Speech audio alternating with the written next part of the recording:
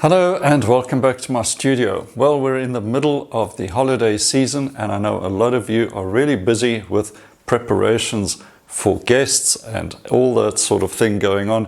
But you may want to take a break and de-stress with a little bit of painting. So I'm going to show you 3 quick tips to make your painting process quicker, more effective, and get rid of all that time wasting with details.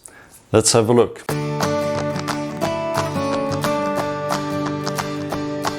Okay, this is a short video where I'm going to show you my 3 top tips for beginner artists who are struggling to get a painting down quickly and with good impact. So tip number 1 is simplify to the big value shapes. Now most paintings, I'm talking about landscapes here, can be simplified to 3 or 4 values. I'm going to work basically with 4 values, and 2 of those are light, 2 of those are dark.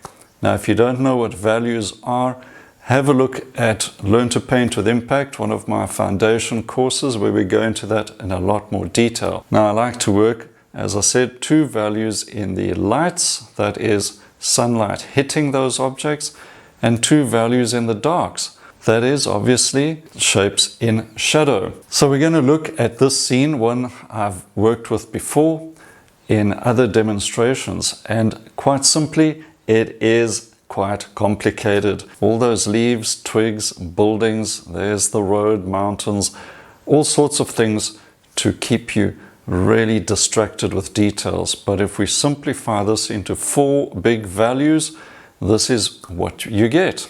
Okay, now when I say I want to simplify to the basic values, that is usually something like 4 values, right? Just 4.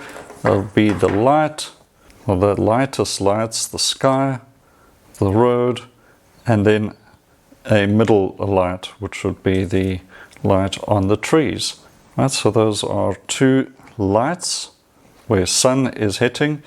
And then we got the 2 shadows, the dark shadows and shadows that are getting a little more ambient light, but they're still out of direct sunlight. So that'll be the house over here, part of that road, shadows across the road, even shadows in the mountains as well. Right, so if we focus on those, we know what we need to do. Those in light must look like they're in light, and those in shadow must appear to be in shadow. Right, so they'll be darker with more blue paint in it. The lights will have more warm light colors. So once we've established that, we go into tip number 2, and that is paint from dark to light.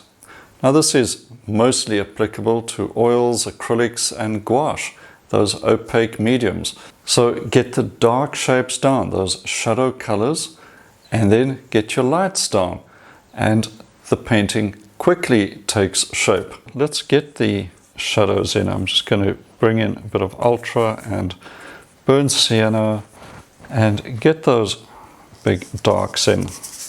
You can draw the basic position of your shapes if you want. That's fine too.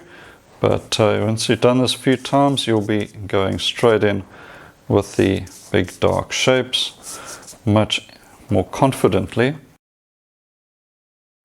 Now we can develop these shadows a bit more as we go, but for a start, just get in those big darks. And then the middle shadows, right, the ones that are not quite as strong, I could take some blue. I could even add a little bit of light to it, like so, or even a little bit of yellow. Very little though, just to get the value more or less accurate. And in fact, I would also want to put some shadow across the road and just position that more or less where I want that as well. A few other shadows. Alright, then do the lights, and I'm going to change to a clean brush and maybe also do a little bit of tidy up on the palette. We got the sky, that's the lightest light, so I'm going to make that blue, little touch of yellow ochre or even lemon yellow, and just position that sky. Use more paint, don't run out of paint on your canvas. Then the road, let's go to that. Burnt sienna, I'm putting some white in that.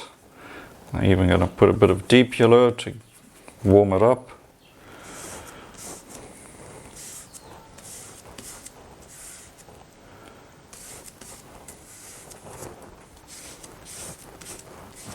So these are all colors that are getting sunlight, strong sunlight.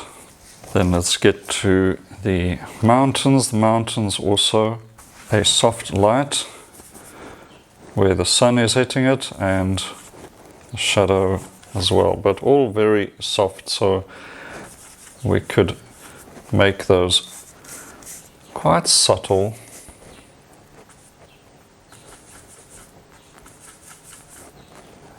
And if you got such a little bit showing, you could even just go for a value and keep it fairly flat. Right, so a cool shape like that. I will go over bits of that. Let's just simplify it here, as I've said.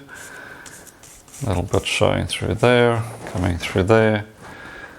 Some of that light hitting the mountain down here, very subtle shift in value. All right, let's get into the second light area, and that is the sunlight on the trees. Right, a little bit of deep yellow, lemon yellow, touch of blue.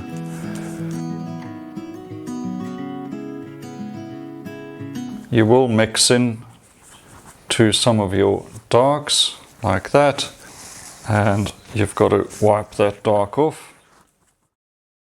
Working from dark to light also helps us to avoid getting light paint or white, for instance, in our shadows. We don't want that.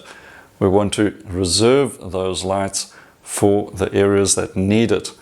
Once white gets into those shadows, they lose their transparency, and that whole value relationship gets thrown out, and that can ruin your painting and have it looking cold and chalky. And then tip number 3, with all of this emphasis on the big shapes, of course, we want to paint big shapes. Don't paint your trees with hundreds of little dots and dashes to paint those leaves. What you're going to end up with is something that looks actually quite flat. Remember those grade 1 paintings where it was all just lots of dots of green and then a few dots of red for apples?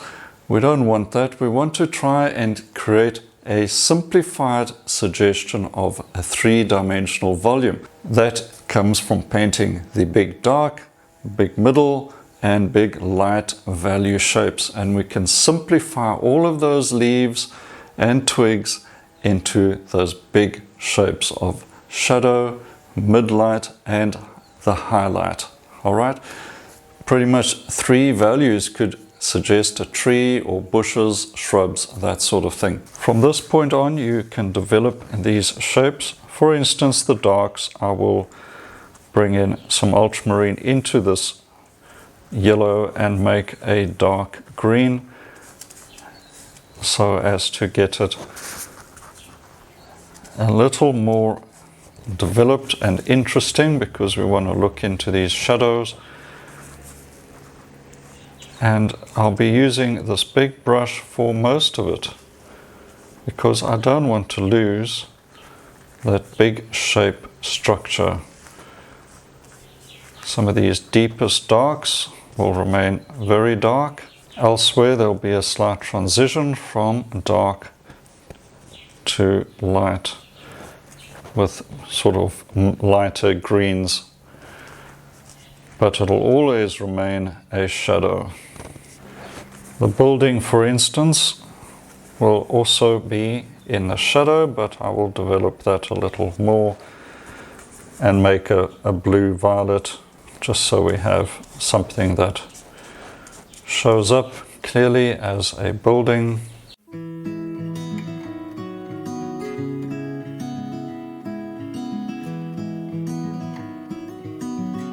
The shadow in the road I will develop a bit more as well, make it a bit more colorful, but it's still going to remain a shadow and not become a light. Okay, so this is a quick start into the painting. It's not complete, obviously, but it's got a lot of simplicity and strength already. And it's what I'd call a really good start to your painting. And this is what I teach as well in my courses. Making a good start is half the painting done. From that point on, you have a really good prospect of getting a great painting. More details doesn't make the painting better, it only confuses the painting. So let's go for the big impression and practice these. If you want, take half an hour break and just try to find a scene that you can simplify into these 4 values, paint light to dark and paint big shapes. Right, I hope that has inspired you to try something out in the free time you have. Now remember, there's still your free course up here, and you can get more videos and not miss out by subscribing and hitting the notification button as well. Well, I hope to see you in the next video coming soon, and in the meantime, enjoy your holidays and have a happy time with a little bit of painting as well. Little when the sun goes down,